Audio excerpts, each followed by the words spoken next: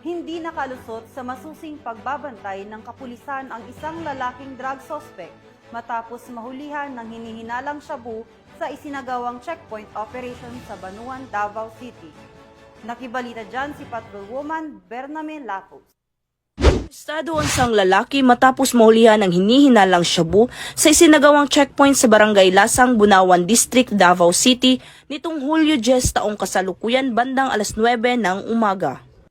Kinilala ni Police Major Janos Macliing, Acting Station Commander ng Bunawan Police Station, ang suspect na si alias Yusuf, 29 anyos, isang karpentero na residente sa Puro 14, Dilox, Tibungco, Davao City.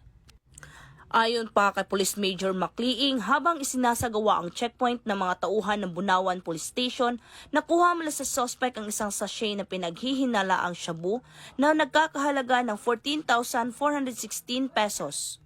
Samantala, ang suspect ay kasalukuyang nasa kustodiya na ng nasabing istasyon at mahaharap sa kasong paglabag sa RA 9165 o ang Comprehensive Dangerous Drugs Act of 2002. Ang Police Regional Office 11 ay nananatiling matatag sa kanilang mandato na labanan ang lahat ng uri ng iligal na aktibidad sa layuning mapanatili ang katahimikan at kaayusan sa buong rehiyon. Mula dito sa Rehiyon 11, ako ang inyong PNN correspondent, Patrolwoman Bername Lapus, alagad ng batas, taga-taguyod ng Balitang Pulis.